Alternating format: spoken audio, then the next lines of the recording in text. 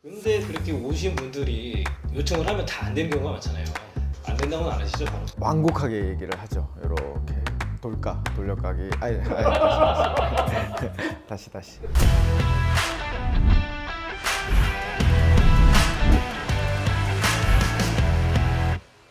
안녕하세요. 오직 여러분들의 아름답고 건강한 코만을 생각하는 오직코 윤현철 원장입니다. 남자들이 선호하는 코 성형에 대해서 얘기를 좀 해볼게요.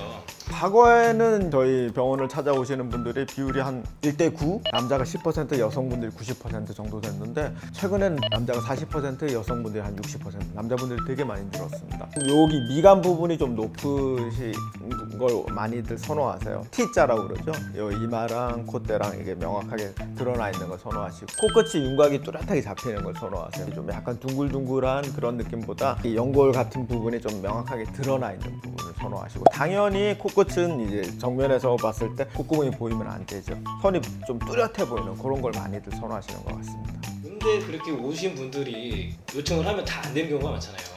안 된다고는 안 하시죠? 바로? 완곡하게 얘기를 하죠. 이렇게 돌까 돌려가기. 아니.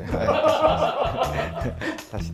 보통 콧대가 높은 걸 많이 선호들 하시는데, 코 높이가 무한정 높일 수 있는 건 아니에요. 이마 여기 뼈보다 더 높일 수는 없단 말이에요. 우리가 생각보다도 이렇게 동양인들 같은 경우에는 콧대가 조금 높아 보이지 않는 게, 서양인들이 당연히 콧대가 높은 것도 있지만 서양인들은 눈이 이렇게 안쪽으로 이렇게 들어가 있어요. 그러니까 콧대가 상대적으로 훨씬 더 높아 보입니다. 속고 조형물 중에 아그리파 한번 보시면 이렇게 깊이 들어가 있는 이런 거를 선호하시는 분들이 있는데, 눈이 나와 있는 경우에는 그런 것들을 솔직히 인위적으로 만든다는 건 어려운 부분이 있습니다. 그리고 또 한 가지는 코끝이 이제 피부 자체가 많이 두꺼우신 경우에 이렇게 봤을 때 코 연골이 비쳐 보일 정도로 윤곽이 뚜렷해 보이는 것들은 한계가 있는 경우가 있습니다. 이렇게 집었을 때 요 만져지는 부분, 연골 위쪽 부분이 피부라고 할 수 있는데, 그 피부를 얇게 하는 건 한계가 있거든요. 욕심을 내서 무한정 얇게 했다가는 뭐 혈액순환이 떨어져서 괴사나 이런 문제가 생길 수 있기 때문에, 그런 부분들에 대해서는 이제 설명을 드리게 됩니다. 얼굴형에 따라 추천하시는 코 모양도 있을까요? 일반적으로 비율이죠. 이마, 코, 턱 1:1:0.8 이런 것들이 황금 비율인데, 그건 보통 이제 여성분들에 많이 해당이 되고, 남성분들은 코가 약간 길어도 돼요. 1:1.2:0.8 뭐 그런 정도로 가도 되고, 코가 좀 짧은 것보다는 약간 길어 보이는 게 좋습니다. 여성분들은 이렇게 들창코 말고는 코가 조금 짧은 게 어려 보이는 동안의 이미지를 가질 수 있는데, 남성분들은 이제 코가 짧은 것보다는 약간 길어 보이는 게 좀 더 카리스마도 있어 보이고 약간 진중해 보인다고 할까요? 그 다음 코 시작점이 이렇게 약간 위로 올라가야 되죠. 그러기 위해서는 콧대가 조금 서 보이는 게 좋습니다.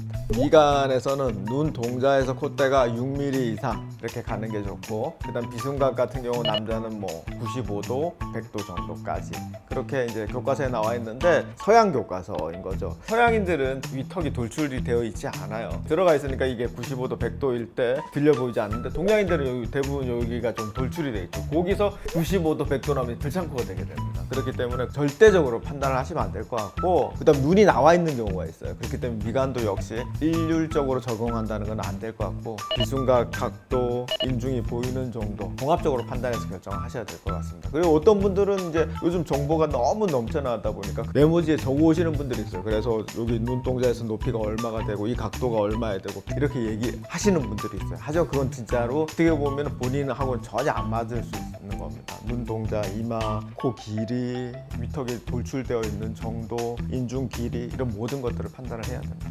남자 코와 여자 코가 수술할 때 조금 다른가요?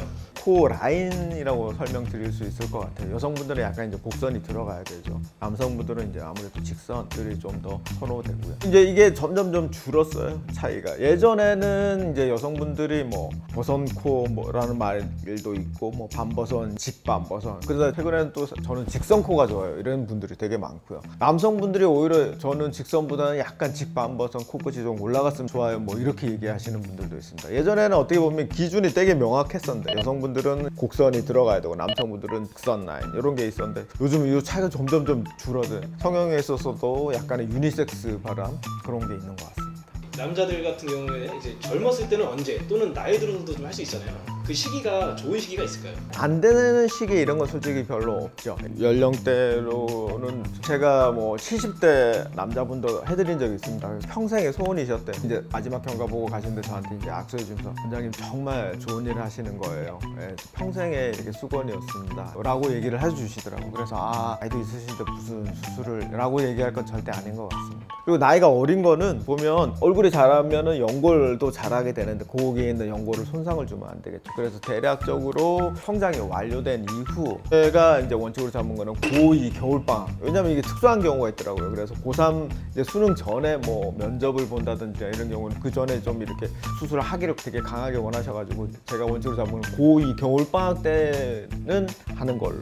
그 이전에는 오면은 제가 좀 조금만 더 있다가 하자고 그렇게 말씀을 드립니다. 그 연세 있으신 분들이 수술하고 나서 회복할 때 젊은 분들보다 조금 더 주의해야 될 것이 있을까요? 상담을 할 때 기저질환을 물어보거든요. 혈압이 있으신지, 뭐 당뇨가 있으신지 있는 경우에는 좀 더 주의를 기울여야 되고 신중을 하셔야 되는 것 같습니다. 남자분들이 선호하는 코는 그 BTS V, 현빈 이렇게 코가 아주 선이 강하게 생긴 이재훈 사진으로 많이들 가지고 오시는 것 같아요. 코가 이제 확실히 좀 높고 선이 뚜렷하고 그런 것들이 많이들 선호하시는 것 같습니다.